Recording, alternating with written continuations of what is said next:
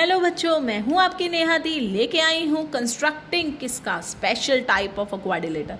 अब मैंने special type of quadrilateral कैसे दिया? अब हमने 4 टाइप तो कर रखी है, 4 साइड एक डायगनल, 4 साइड एक angle, 3 side 2 angle, 3 angle 2 side.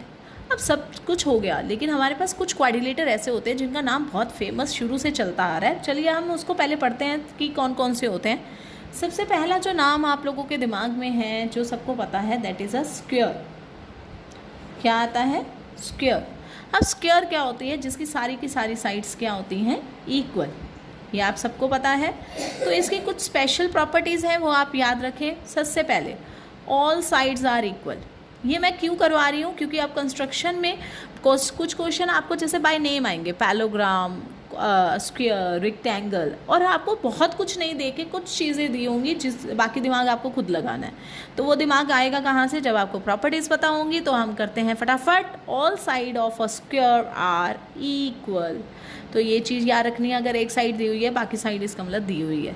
Second, उन्होंने जो हमें पता है कि जो ऑल एंगल आर, सारे के सारे एंगल्स क्या होते हैं? 90 डिग्री। ये भी पता है आप लोगों को, ये सारे 90 बनाते हैं। ठीक है। सेकंड, जो हमारे पास डायगनल्स होते हैं वो भी क्या करते हैं? इंटरसेक्ट ईच अदर, एक दूसरे से इंटरसेक्ट करते हैं। ठीक है।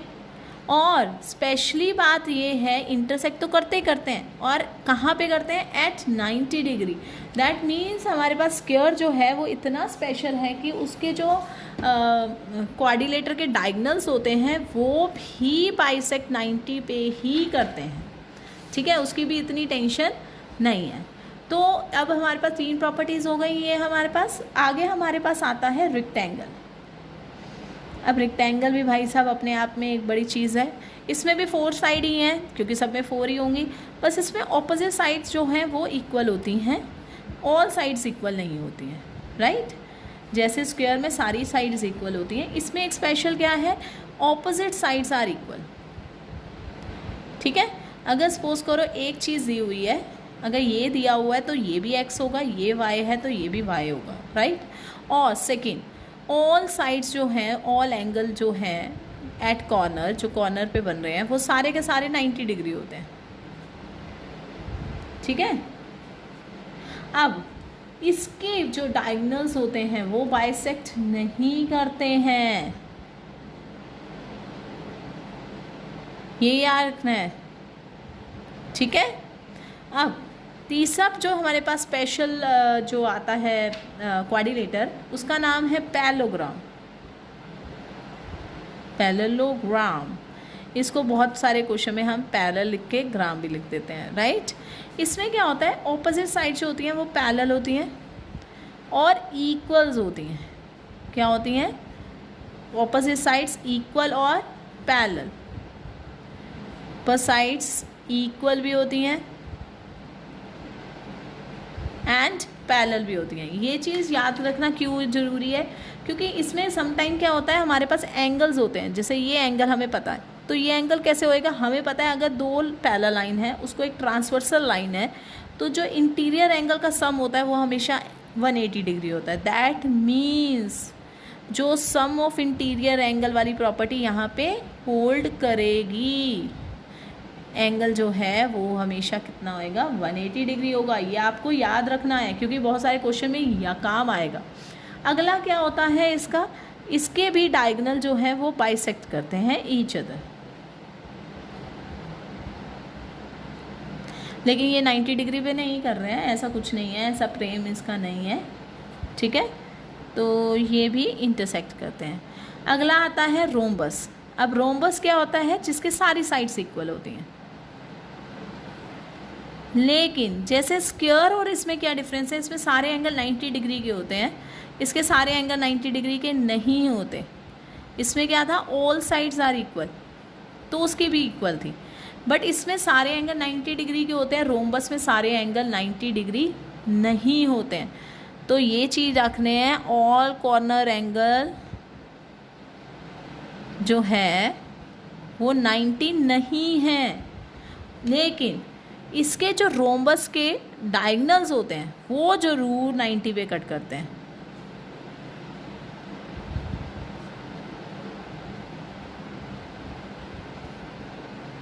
ठीक है, टेक ए स्क्रीनशॉट, ये सारी चीज़ें हमारे काम आएंगी। ठीक है, चलिए स्टार्ट करते हैं क्वेश्चन। मैं कोशिश करूँगी स्टेप ऑफ कंस्ट्रक्शन एक आधे का लिखेंगे, बाकी आप खुद करेंगे। कोई भी क्वेश्चन करने से पहले आपको क्वेश्चन दिखाई दे रहा है, हम हमेशा रफ फिगर क्यों बनाते हैं ताकि आधा थोड़ा आइडिया, देखो बार बार रब करते भी अच्छा नहीं लगता ना, एग्जाम जो चेक कर रहा होता है। तो सबसे पहले एक पैलोग्राम बना है। पैलोग्राम क्या होता है, अभी हमने प्रॉपर्टीज़ पढ़ी जिसकी opposite sides equal and parallel होती हैं। तो हमारे पास ABCD एक पैलोग्राम बना है जिसमें BC दिया हुआ है 6 सेंटीमीटर और CD दिया हुआ है 4.5 सेंटीमीटर, BD दिया हुआ है 7.5 सेंटीमीटर, राइट। अब पैलोग्राम है, इन पैलोग्राम हमारे पास क्या प्रॉपर्टी पता है, opposite sides are equal. Opposite sides क्या होती हैं, इक्वल होती हैं। दैट मीन्स हमें कष्ट नहीं करना पड़ेगा, क्यों, AB equal to CD that is 4.5 centimetre और BC equal to AD equal to 7.5 centimetre और 6 सेंटीमीटर और एक डायगनल। अगर मैं इसको ध्यान से देखूं, ये कुछ फिगर हमारी 4 साइड एंड 1 डायगनल वाली बन रही है, जिसमें हमें 4 साइड्स भी पता है और डायगनल भी पता है। लेकिन अगर क्वेश्चन देखें तो 1 2 3 आधे क्वेश्चन देख के घबरा जाएंगे, अरे इन्होंने तो 3 चीज़ें दे दी, क्वाड्रिलेटर कैसे बनाएंगे, 5 चीज़ें चाहिए होती हैं। भाई साहब पैलोग्राम है तो ऑपोजिट साइड इक्वल होती है, थोड़ा दिमाग लगाइए।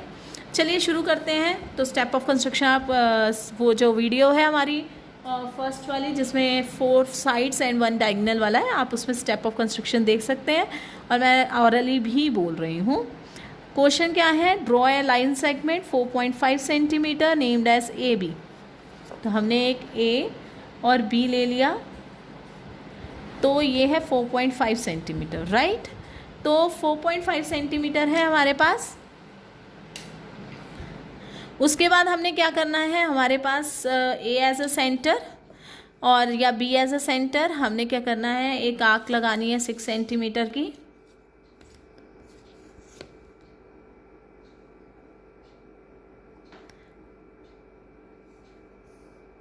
ठीक है, इसी तरह हमारे पास क्या दिया हुआ है, B से तो C दिया हुआ है, अब C से तो D दिया हुआ है, A हमारे पास डायगोनल दी हुई है 7.5 सेंटीमीटर, राइट।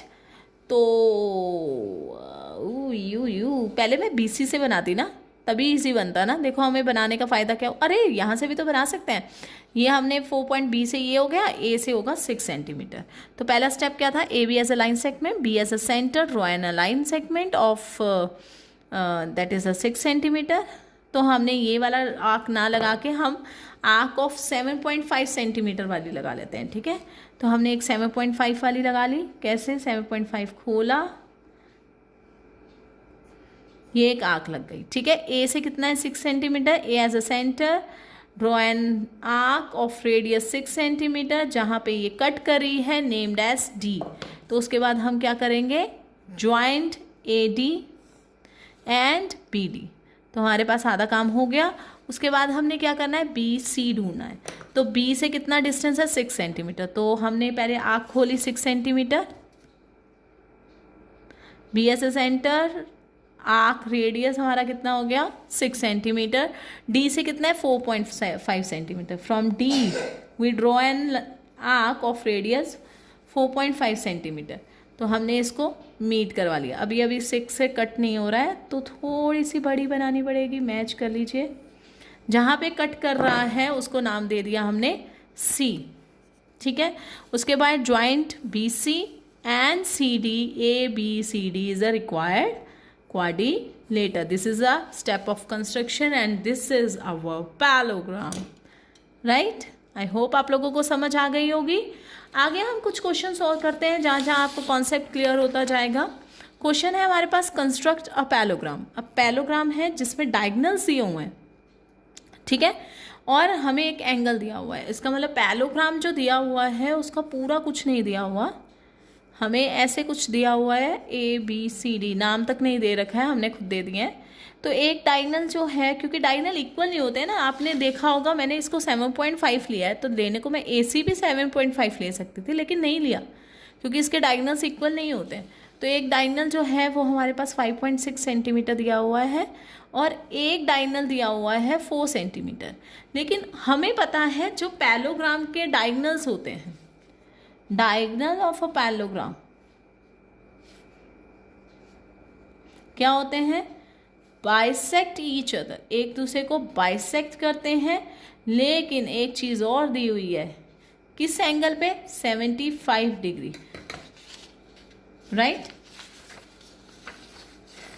हमने किया था diagonal bisect each other, but इसमें मैंने स्पेशली बोला था 90 डिग्री नहीं होता है, तो इस पे इन्होंने एंगल कितना दिया हुआ है, 75 डिग्री। इसका मतलब अगर मैं इस फिगर को क्लियर आउट करूं तो ये हमारे पास जो डायगोनल है वो बाइसेक्ट का मतलब क्या होता है, आधे आधे हो रहे हैं। ये एक हमारे पास सेंटर है, ये जो एंगल है वो कितना दिया हुआ है, 75, राइट। और अगर ये पूरी साइड 5.6 सेंटीमीटर है तो आधी कितनी होएगी, 2.8 सेंटीमीटर, 2.8 सेंटीमीटर। और ये कितनी होगी, 2 सेंटीमीटर, ये भी कितनी होगी, 2 सेंटीमीटर। क्यों, ये टोटल 4 थी, 4 का आधा हुआ 2, 2 इधर 2 इधर, और ये थी 2.8, तो 2.8 ऊपर चलेगी। इसका मतलब कुछ भी ड्रॉ करना हो तो काम हमारे पास ये 3 चीज़ें ही आने वाली हैं, ठीक है, तभी हमारा पैलोग्राम बन सकता है। तो शुरुआत करते हैं हम अपनी। शुरुआत कैसे करेंगे, हमारे पास क्या दिया हुआ है, कुछ भी नहीं यार सही बात, हमारे पास कुछ नहीं है, लेकिन हम एक ओ बी ड्रॉ करेंगे 2 सेंटीमीटर, ठीक है। हमारे पास सिर्फ यही दिया हुआ है, एक 2 सेंटीमीटर का हाफ डायगोनल है, ठीक है। हमने ऊपर लिख लिया है O B C D, that means जो ए सी और बी डी है बाइसेक्ट एट ओ पे बाइसेक्ट कर रही है, दैट मीन्स ए ओ सी हमारे पास क्या होगा, 2 सेंटीमीटर, और बी ओ और बी ओ डी हमारे पास होगा 2.8 सेंटीमीटर, ठीक है। तो ओ भी हमारे पास दिया हुआ है, और दैट इज़ 2 सेंटीमीटर। ओ पे एंगल कितना बन रहा है, 75। अब मुझे नहीं पता क्या बनेगा, लेकिन मुझे जो जो पता है मैं करना शुरू कर रही हूँ, क्योंकि एग्जाम में भी आ जाए। मैं कभी पेपर में क्वेश्चन छोड़ के नहीं आती थी, ट्राई जरूर करती थी, क्योंकि मैथ्स में स्टेप के नंबर मिलते हैं। तो मैंने ओ पे एंगल बना लिया 75, ठीक है।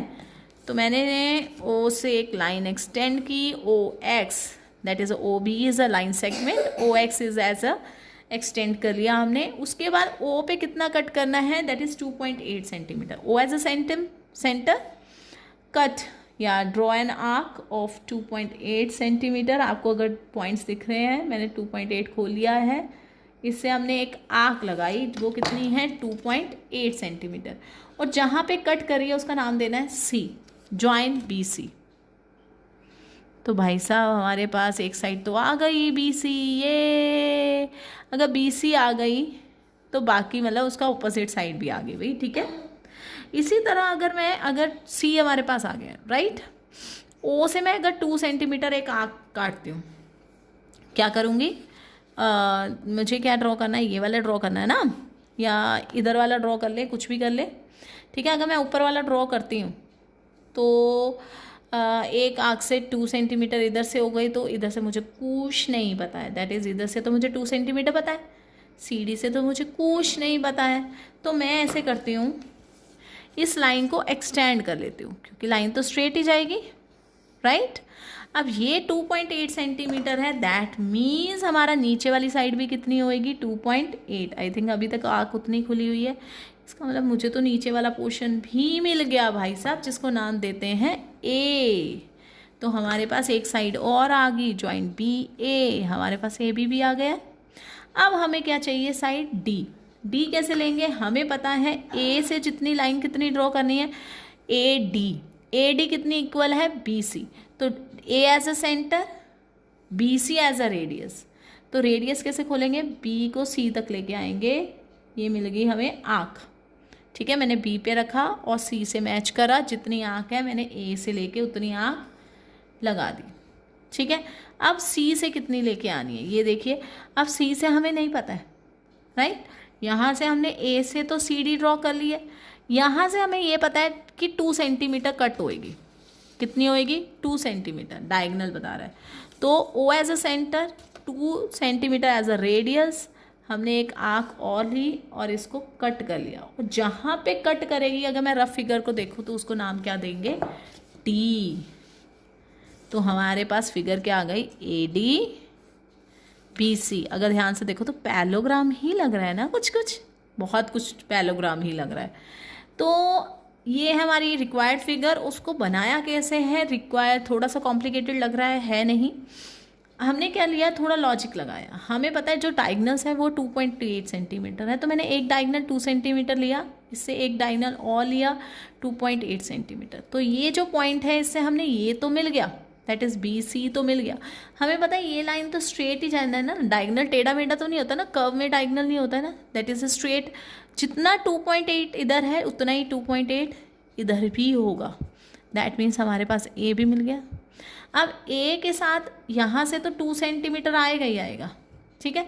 यहाँ से कितना जाएगा, जितना BC है उतना ही तो जाएगा। मैंने BC जितना खोला और जहाँ कट किया वो बन गया पैलोग्राम। समझ आई आपको? एक बार रिकैप करिए, दोबारा देखिए, आपको समझ जरूर आएगी। बहुत इजी क्वेश्चन है, सिर्फ देखने में कुछ क्वेश्चन ऐसे लगते हैं। चलिए क्वेश्चन को और करते हैं और दिमाग चलेगा हमारे पास। अब है कंस्ट्रक्ट ए रेक्टेंगल। अब हमें एक रेक्टेंगल बनाना है।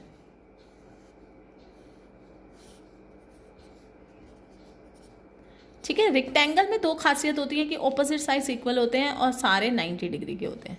अब हमें दिया क्या हुआ है, एंगल AB जो है वो दिया हुआ है 6.3 सेंटीमीटर। डायगनल ACO हमें डायगनल दिया हुआ है 7 सेंटीमीटर, और कुछ नहीं दिया हुआ है। भाई साहब डायगनल में बड़ी वो टफ बात वो दे दी उन्होंने, लेकिन हमें पता है in rectangle opposite sides are equal, इतना हमें पता है। और एंगल जो होते हैं वो सारे 90 डिग्री होते हैं। तो AB इक्वल टू CD ये तो हमें पता है 6.3 सेंटीमीटर है, और ये भी पता है एंगल ABCD सारे के सारे एंगल क्या हैं 90 डिग्री। भाई साहब इतना कुछ पता है, कुछ ना कुछ तो कर ही लेंगे हम लोग, है ना पता होने से हमने इतना कुछ कर लिया। अब डायगनल ऑफ ए रेक्टेंगल क्या करते हैं, बाइसेक्ट करते हैं या नहीं करते हैं, जरा चेक करें। रेक्टेंगल डायगनल तो बाइसेक्ट नहीं करते, मतलब डायगनल का कोई काम नहीं है ऐसे, ये वाला काम है बस 7 सेंटीमीटर वाला।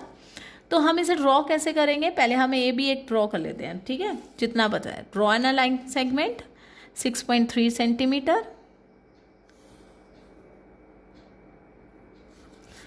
तो AB 6.3 सेंटीमीटर। हमें पता है एंगल कितना है 90 डिग्री, तो हम एंगल 90 डिग्री बना लेंगे। अब बहुत बार बना चुके हैं, फिर भी बना देती हूँ आप लोगों के लिए। एक सेमी सर्कल के बाद थोड़ा सा एक्सपैंड, क्योंकि 180 का हाफ क्या होता है 90 डिग्री। डिटेल में कैसे देखना है वो आप मेरी वीडियो में देख सकते हैं। 180 का हाफ कैसे करते हैं, इसे हाफ से ज़्यादा खोला, 1 आर्क, एक 180 से आर्क, दोनों को मीट किया, 180 90 एंगल बन गया हमारे पास, राइट। उसको नाम दे दिया X। यहाँ तक समझ आ गया कि मतलब हमने एक AB आर्क ली, 7 सेंटीमीटर बना लिया। अब हमें पता है डायगनल 7 सेंटीमीटर है, इसका मतलब A एज अ सेंटर, ठीक है, और 7 सेंटीमीटर एज अ रेडियस। हमने इसको ऐसे खोला और रेडियस एक आर्क लगा दी 7 सेंटीमीटर। ओहो ये तो यहाँ खुल रही है, ठीक है। जहाँ पे कट कर रही है उसको हम नाम दे देंगे C, ठीक है। AC 7 सेंटीमीटर है, तो हमने ये आर्क दे दी 7 सेंटीमीटर। देखो आधा काम तो हमारा हो गया, अगर आप ध्यान से देखें तो BC तो हमारे पास आ गया ना, BC कैसे बनानी है, बाकी काम हो जाएगा। ये खुला है, इसका मतलब जो A से डिस्टेंस आएगा वो इक्वल टू क्या आएगा BC। तो B पे पॉइंट रखा, C तक खोला हमने, तो हमारे पास ये आर्क किसने इक्वल आ गई BC के। हमने यहाँ पॉइंट लिया, एक आर्क बनाई। C से हमें पता है ये डिस्टेंस कितना है 6 सेंटीमीटर, क्योंकि opposite side of a rectangle क्या होते हैं इक्वल। तो मैंने 6 सेंटीमीटर खोल लिया।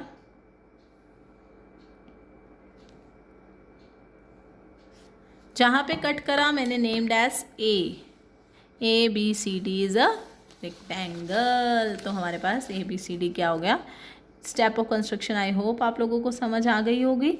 क्या करेंगे, AB as a line segment, draw an angle B, 90 degree, that is ABX equal to 90. Draw an A as a center, draw an arc of radius 7 centimeter, cut at C. Where it cut its name as C हो गया.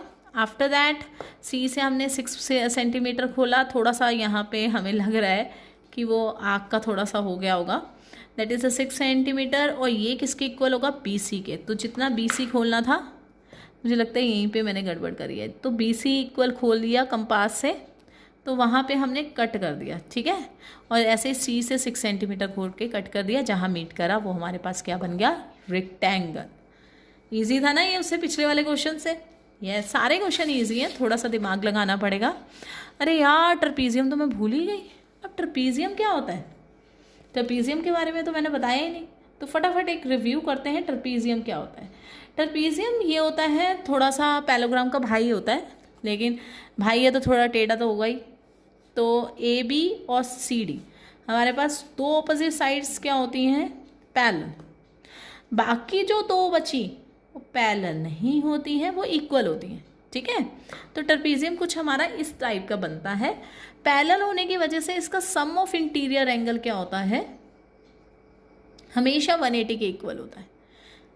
ठीक है, ये चीज़ जो हमारी help दे सकती है थोड़ी बहुत, कि इसके ऑपोजिट साइड जो होते हैं, that is sum of interior angle क्या होते हैं? 180.